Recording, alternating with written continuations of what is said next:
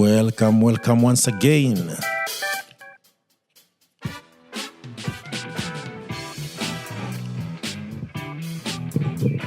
It's a beautiful day.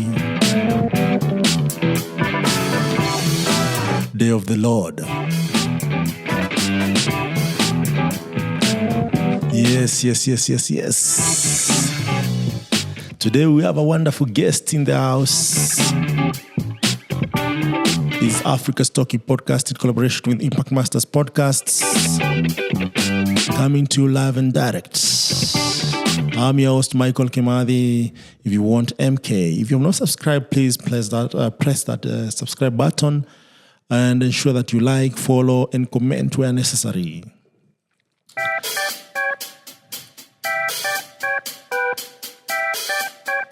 With over a decade of experience in software development, Tom Kimani has worked with notable organizations such as ICPAK, Strathmore University, Clinton Foundation. He has also spent 5 years in the Fintech space with experience in the SACCO and microfinance sectors. Tom's exceptional skills in digitization have seen him successfully manage the digitization of over 100 lenders over the last decades. He is deeply passionate about the impact of AI in the lending space and constantly seeks ways to incorporate this technology to provide more innovative solutions. Tom, how are you?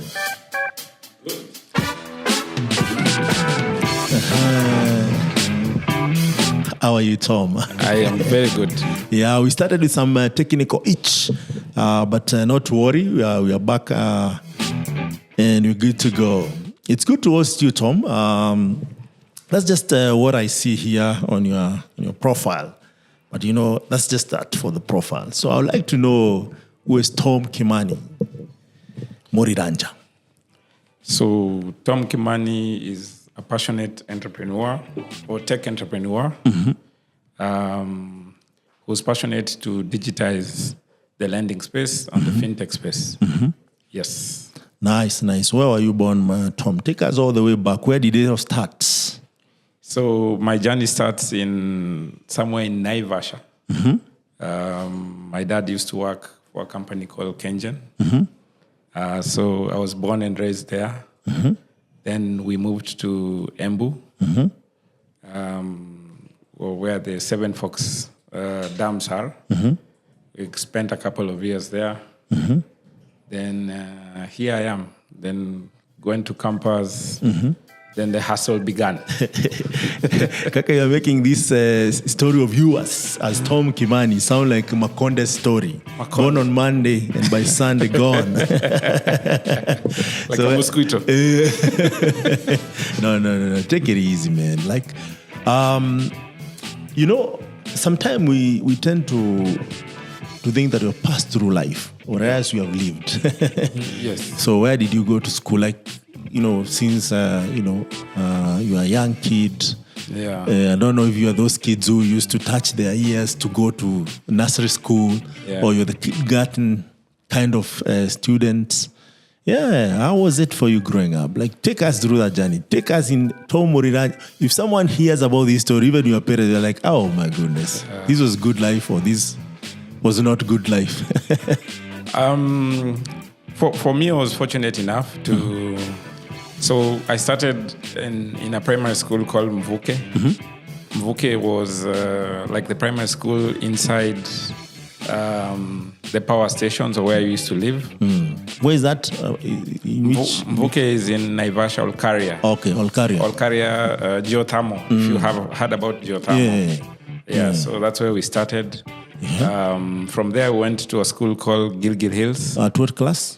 That was from Standard 1 to... so preschool, Standard 1, 2, and 3. Okay.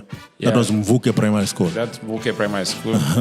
I think in Standard 6 is when we went to boarding in a very wonderful school called Gilgil Hills Academy. It's close to the geothermal plant, right? No. Gilgil Hills is in Gilgil. Next, near Utomishi Academy. Is that not close to Naivasha? It is very close. Okay. 50 kilometers. from Okay, that's Naivasha. not so close. So I was lucky enough that my dad used to believe in good education, and he used to put all his I love that. all his eggs into making sure that You get the best. you get the best education ever. Yeah, so I went to Gilgil Hills. We spent 2 years there. Then my dad was transferred to still Kenyan, but now Hydro. Then I went to a school called Weros Academy. Where is it? It's in Embu. Embu. Okay. That is, what is that name of that plant? Masinga. Masinga Dam. Masinga Dam. So we started in a. So when we left Naivasha, Seven Fork Dams is a couple of dams. Okay. So it starts with Masinga, Kamburu, Gitaro, Kindaruma, and then there's another one that is End of the Road. Have you heard about End of the Road? Yani unaenda paka barabara inaisha. Where is that? It's called Kiambere. Kiambere is still close to Embu, or? Yeah, it's close to Embu, but No, I used to live. it's actually in Machakos County. Because also Embu is neighboring Kamba nation. Kitui, Machakos, Mwingi. Yes. So huko ndio my dad went. So I went to a school called Weros. Finished my KCSE then. KCP. KCP, yes. KCP, Class 8. Class 8. Now, from there I went to Meru School. Okay. What did you get to go to Meru School? Meru School is just another school. Yeah, it's a good school. Apparently, I was picked. I was picked by, is it called JAB or what? I don't know. For the high school, is not JAB. That is university. Yeah, so but you are invited there. Yes, I was called to Meru School. I remember it was very worrying. Everyone asking, what is this Meru School? What did you get in KCP? I scored very good. I think I got 420 something. Then of course it should be 420. 423. Supposed to go to Alliance or something. Or guys passed really well that year. But Meru School was not a bad school then. Still is not a bad school. Right now, actually, it's a national school. Oh, it is? Yes. It's oh, a national wow. school. That's news to me. When were they upgraded? I have no idea, but I know right now they are a national school. Yeah. So went there from 1 to Form 4. Typical student. You are there during karaoke's time. Exactly. Yeah. And karaoke actually, for those who don't know, karaoke is one of those principles like Hayamba. Yes. For those who have listened to our previous podcast. Yes. There's some guys from Friends. Is it Friends what? Lugulu. Yes. Hayamba was from there. He went to Alliance. Yes. Now, for those who know karaoke, he left a huge mark at Alliance. Actually, before he came there, he was from Meru School. Yes. Yes. Just to, I think we should host him one of these fine days. Definitely. I think he's actually done a podcast with one of these guys. Wow. And, that's nice. And it's a very interesting story because he went from Meru School to Alliance to Embu County. Yeah. He went back to Embu County? Or he was appointed as CEC. CEC? Yes. Interesting. Then from there, right now, there's a school called Merisho. You know Merisho? No. It's like an international school in Kajiado. Oh, that's why now he's the principal. That's why he's the principal. But because I thought from Alliance he retired. No. In fact, that's most people think. Yeah? But it was a very transformative leader. I also saw some weird story about him, but when we talk with him, I'll ask him from Alliance. Yes. You should host him. Yes. Yeah, for sure. So from high school is where I had a deep passion for computing. I remember all the way from 2. We had these interesting projects that we used to do, building just simple applications. So that's where my passion for computing started. Using Visual? It was Visual Basic. Okay. Yeah. Okay. And we took computer as a subject, but later on dropped it because we were told it had no impact in life. Who say so? Yeah, that was what we were told then. But from there, so when I cleared high school, I had one clear mission. I wanted to do computing. So in fact, my options are very clear. It was JQuat, Nairobi. So you're just playing with computing. So it was computer science, computer technology, computer and mathematics. Computer and you're just playing with those things. Did you see BBIT? No. I don't know where BBIT came from. But I think it's being served at Strathmore. Actually, I think Strathmore are the ones who started BBIT. Made it really something. Yeah. So from high school I went directly to University of Nairobi, and that's actually where I met. So maybe I should you give the background story of us meeting? But when I met this guy, actually, I was almost leaving university and going to prepare to come to the university once more, because this dude actually he had prepared well. One of the things actually that we noted, he had two working stations. At home, he had a whole working station. Now that I think about working from home, that's when I think about you. Because he had a desktop, a very powerful desktop with a mechanical keyboard. Yes. I don't want to say gaming chair, but a nice chair. Yes. And also he had a laptop to come to school. Yeah, and a very big computer. You remember those desktops that used to have? They had a stomach. Yes. What is that thing called? Even they used to have CTI. I don't know. Yeah. See. See what? CRT. CRT. Yes. Candor. Yes. We have a telecommunication engineer in the house you are referring from. Yes. So, So, what made us visit this chief over here is because we are given this programming assignment, week 1, by Dr. Chepken. Now I think he's a professor or something. Yeah. And then we were figuring out how do we even go and do this assignment, because even a laptop itself, he didn't have. And then this chief is done with the assignment. You're like, how did you do the assignment? No, he said, I have a working station at home where I've set up my computer. For those who have gone to these universities, it's not really easy for you to configure the school university computer, right? And install anything that you want, unless the technician helps you install all that. And also, of course, you know how that process, how it goes. So when we visited this chief, we were like, man, maybe I'm in the wrong course. But however, we really fast-tracked the process, and by second year, second semester, when we were tested for the project, we were ready with our project. But please, it's your story to tell. So what made you prepare that much? Because you see, as someone who maybe, I don't know, with the CBC, if people will be called by job or something. Yeah. But there's someone who completes maybe their grade 7 now, that's their grades, or grade 9 or 10. I'm not sure where you join the university. Okay, after form the curriculum right now is a bit confusing. Yeah. But say you're joining the university and you want to do computer science. Yeah. Or maybe even you want to start programming from high school. Yeah. Because right now it's possible. So what is this thing that made you prepare really well, to an extent that you knew that I need a home working station where I configure everything, then a school laptop where maybe I take notes and, copy the presentations and, just be organized?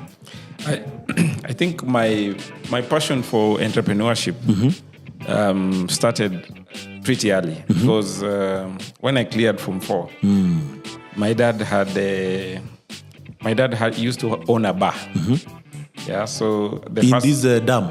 Yes, dam, because it's a bit remote. Yes. So it's a remote place. So there was you guys live like a barracks. Yes, exactly. So that barracks is a social hall, and that social hall. So my dad took that. Your dad must be a senior officer there. Yes. Must have been a senior officer. Is he retired now? Yes, he's retired. Okay. So that's where I started. So I used to run that bar.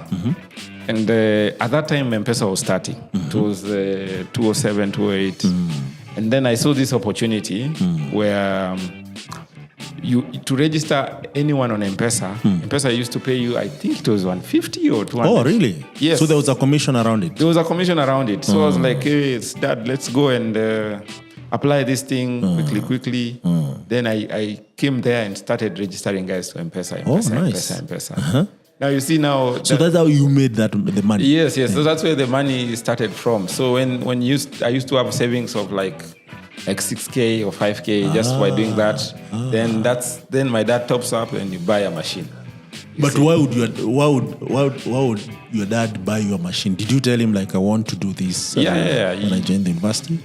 Exactly. Okay. And then we used to, as we were growing up, we used to be computer fanatics, computer gaming fanatics. So you used also to, but you used to gaming. Yeah. So FIFA, Hitman. There was a game called Hitman. I think I don't know if you've played it. It was a very interesting game. I've seen it somewhere. Yeah. And then so the passion for computing was there. Mm-hmm. So by the time we went to school to join first year, still doing very small, we call them silly but very effective jobs. I remember I used to register people to the NEC portal, students. Yeah? Yes. You know, my mom was a teacher. Oh, okay. Yeah, so my mom was a teacher. High school or primary or? Primary school teacher. Okay. So there was a gap of people need to register to the NEC portal. Yeah. So it gives me a list of like 600 students.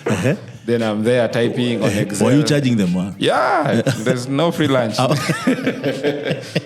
much per student? I can't remember. So anyway, because I remember you told us you are when we were like getting to know each other. Yes. Oh, chiefs, me, I'm an entrepreneur. I've been doing entrepreneurship. Yes. So this is the time I'm hearing how that entrepreneurship actually worked. So the passion for entrepreneurship was deep inside me. Yeah.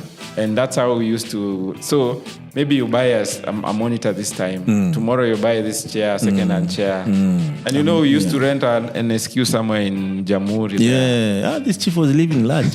When people actually graduate nowadays, they start their life in Wanye or Kawangware or... This chief in the university was living in Jamhuri. Neighboring Sudanese, people dealing with dollars. No, not really. Just hustling. You can't believe you cannot be living in Jamhuri and you're hustling, man.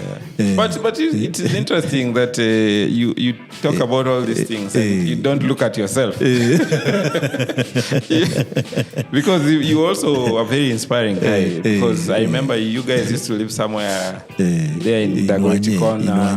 Don't exaggerate it. Wanye. Those who know Wanye is just a humble place. You can start life there. I actually moved to Jamhuri after I graduated. Yeah. That's when I could afford to move to Jamhuri.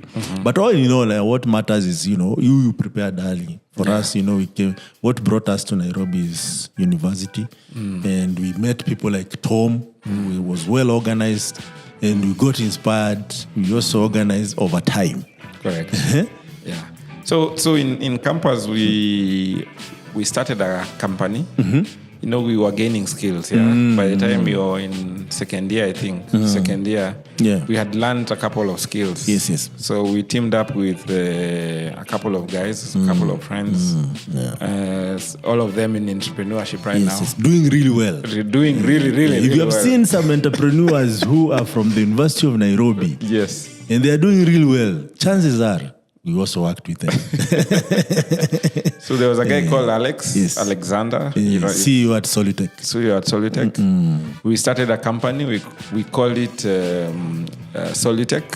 I'm not SunSmart. SunSmart, Yeah, SunSmart Solutions. And at that time, we just learned how to build websites. Yeah. And I remember just getting the first website to do in second year. It was an e-commerce site. Yeah. For a madam who was running a gift shop. Yeah. And we did that work and we got paid. Yeah.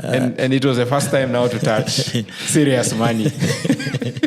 Yeah, so this is what happened. Yeah. So these chiefs, yes, they saw us eat. When you're in the university, the public university, there are two in the kitchen. I don't know if it's in kitchen. Yes. There are two places where you can eat.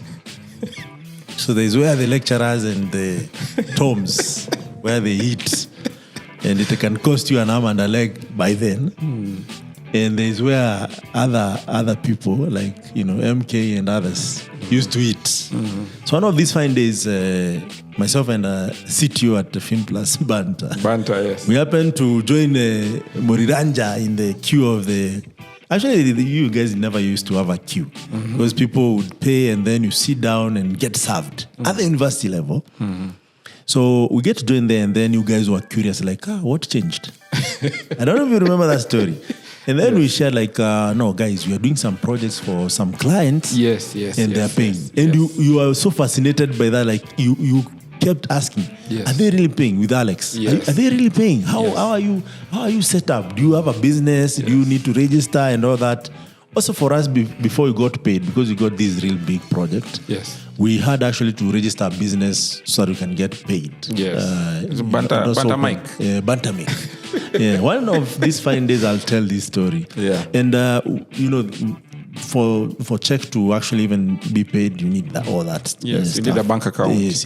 At least we had PIN because of the help and whatnot. Yes. But for a company, we had not thought about it. Yes. So like if you do the work, you get paid. Yes. But there's some money that you don't just get paid. And then you guys were like, wow, actually we need to be, also building because you guys you had that head start on building stuff. And that's how actually you guys, I think, started the business. And when you got paid, actually, you were so excited. Very excited. Do you remember how much it was for that? I think it was like 15,000. 20,000. You guys were suffering. 20,000 in campus. It is serious, man. It's serious money. And, that's how the entrepreneurship journey began. Yes. And from there it was school. Then we got done with school. But you're not telling people you used to get some good grades in school. In this school. Schools. How many schools have you said? Those are A's. No. He's a guy who used to go to consorts. Like, why? What did you do to... What's so special about this unit that you could be able to get a cut 25, 20? And, but you see, the one thing you learn with university is you learn the disparities in people. Because there are people who don't read. Like who? Are you trying to point fingers here? No. There are people who don't read. They don't. They are never there. But when results come, you don't see them in class. You only see them when the lecturer even when in class is in backbench or ski. But when results come, you realize, what? Mambo ni different. Man. This guy is number one. So there were no numbers in the university, but grades could tell you this guy is either landing second upper or first class. But what was unfair is that unfairness of you are always in class. Taking notes. I remember even people borrowing my book, photocopying. When 2 days to the cut. Someone borrowing a book, photocopying, and so that's when you realize there's two distinctions in life. There are people who have to work, and there are people who are already talented. But in life, it's so balanced in such a way that these people who are that bright also lack some social capabilities. Skills, And you find a guy like you now can you know how to mobilize a lot of people towards a cause. So that's when gifts. Different gifts start to show up in different people. And I remember at some point I was a student leader. Oh, by the way, you were? Yeah, I was a student leader. Which year was I don't know. Maybe I wasn't in school enough times to realize. You were school, which year? Second or that? Not student leader,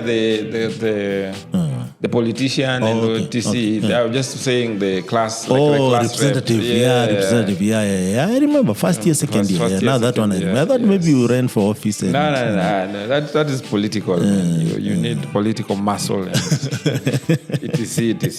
For me, I think the passion was in making money and considering that we were Kikuyus. And I remember there was a program by BlackBerry. I used to run that. And you see now this guy joined a few. Started very far. You joined for a few events and then you gave up. No, we didn't give up. I've seen the pictures. No, there was BlackBerry, there was Google. Yeah, and so we used to attend all these client kind of events, and it was glad that that passion started very far. Yeah, I mean, if you're listening out there and maybe in the university, it's always good to be involved in out here. Like at Africa's Talking, we do a couple of hackathons. Come and test your skills that you're learning in school. Interact with other developers. You'll find even software engineers in different companies coming for those hackathons. There is now more communities than ever. Then they actually could count how many communities are in the ecosystem because things were starting up then. That's when IAB was new. Yes. And I'm glad I played a key role in enabling most of those and helping start most of those. But nowadays, I'm proud to see so many even language-specific communities led by maybe second, third, fourth generation after we started. And I'm still actually like so strong about that because I've seen how an ecosystem can change over time. If actually people gather and start challenging each other, learning from each other, helping each other solve solutions, it's not a sprint. It's a marathon, and everyone if you know something I know and I know something you know, it doesn't mean that now you become irrelevant. Correct. And I know in school most of the time people learn to compete. It's not the best way. Yes. I wish CBC starts teaching collaboration. Correct. Because you see when people come together, a lot of things actually become much easier. Yeah.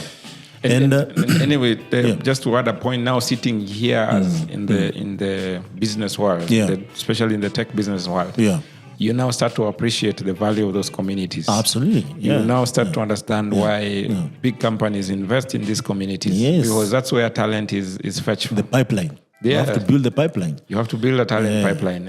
And that the only way you do that is by building communities. Absolutely. So never despise them. Attend all of them. That's where your talent is picked. Don't think people do hackathons just for the sake of wasting time. It's like that's when they build talent. Yes. And I believe if you're in the university, you have a lot of free time. Yes. To be honest, you just like if you have done 844, what you just need to remember is what the slides say, not what the books say. For the book, you can go deep and understand actually the content. That's fine. Yes. But for you to really get first class, second class, upper, you just need to really understand what the lecturer is, trying to share. Correct. And remember it the way he shared it, because he's the one who will maybe mark your exam. Yep. And if he doesn't see what and how they share the concepts, then it doesn't relate with it. Yep. So the extra time you can actually go deeper and beyond that now go and test your skill in these communities, even try to present. Because you see something else maybe people who do engineering don't really understand clearly is that even if you build rockets, you need to present that rocket to people who don't understand what is rocket, right? Exactly. You need to package that and make it more palatable. Yes. People who, will use that rocket in a day-to-day. Correct. Yeah. Chances of you as an engineer using what you build day-to-day, a bit minimal. And this misconception that just having a good product it will sell itself. Unless you are Apple. At the end of the day, even Apple puts a lot of emphasis on the market. So it's you have to work together with different teams. Team playing is such critical. Absolutely, yes. Yeah. So I continue with my story. Yes. Please, it's still your story. It's not that you have diverted. Yes. So you do SunSmart with Alex. Were you a team of 2 or 4? We were a team of 4. We were Arif. There was a guy called Arif, also still a co-founder at Solitech. There was Motier. Motier was not there. Awil Osman from Somalia. One guy who is so resilient. Yes. I need to host him one of these fine days because that dude has graduated, went back to Somalia, tried to start an innovation ecosystem there. Yes.